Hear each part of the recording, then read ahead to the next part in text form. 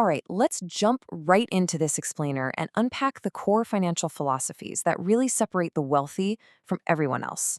We're going to be looking at the foundational lessons drawn from Robert Kiyosaki's legendary personal finance journey. It's basically a set of principles that completely flips traditional financial advice right on its head. So, if you've ever felt like you're working incredibly hard but never quite getting ahead, you're exactly in the right place. Section 1. The Counterfeit Coin Business. So, to really wrap our heads around true wealth, we've got to take a trip back to 1956 and look at a 9-year-old Robert Kiyosaki and his friend Mike. How do you get rich is the exact question these boys were trying to answer. See, they'd just been excluded by the so-called rich kids at their school from a weekend trip to a beach house, simply because they were considered poor. And when Robert asked his highly educated father how to get rich, his dad just kind of told him, well, use your head and make money. Well, taking matters completely into their own hands, these kids set up a literal money-making foundry right there in the driveway. I mean, they were running around the neighborhood collecting used lead toothpaste tubes. They set up a whole production line with empty school milk cartons, and they melted the lead down over a glowing red-hot hibachi grill. They were literally pouring liquid lead into plaster of Paris molds to just manufacture their own cash. You're casting nickels out of lead. Yeah, that was the absolutely shocked reaction of Robert's dad when he discovered they were running a highly creative, yet totally illegal, counterfeiting ring. He had to sit the boys down and gently explain what counterfeiting actually was. But instead of just punishing them, he praised their initiative. He told them they'd shown original thought, and he pointed them toward Mike's father, the man who would eventually become known as the rich dad, to learn how money actually works.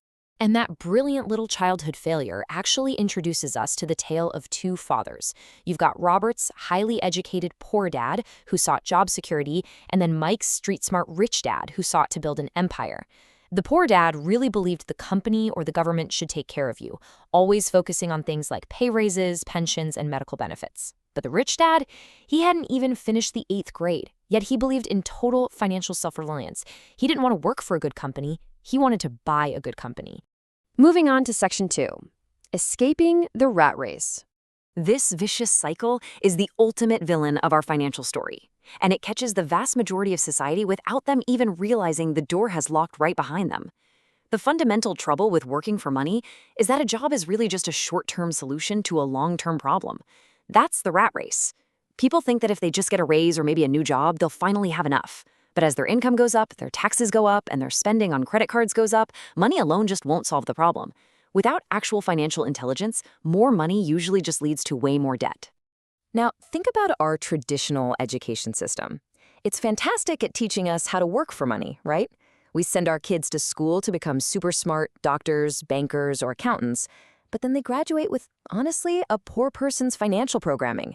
The system completely fails to teach us how to make that money work for us. Which brings us to Section 3, Assets versus Liabilities.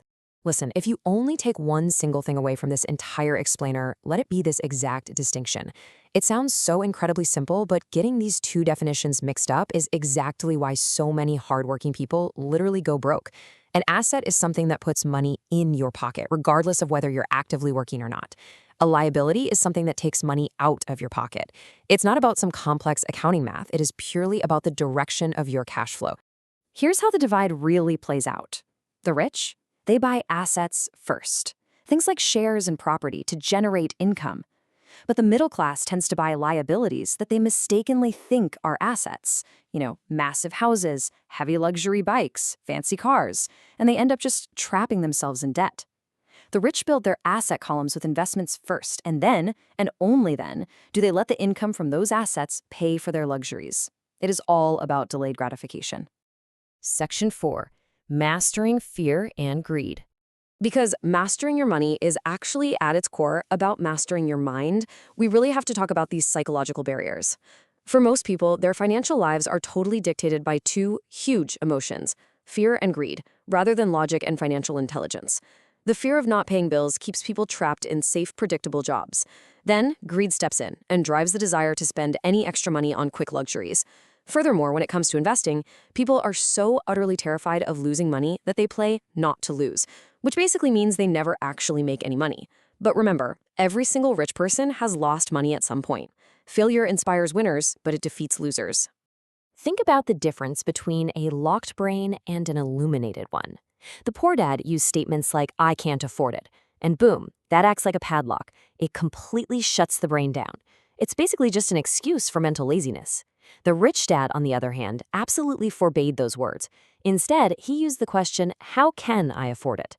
That little shift forces your brain, which is your single most powerful asset, to boot up and actively start searching for creative, profitable solutions. Let's get practical with Section 5, Making Money Work for You.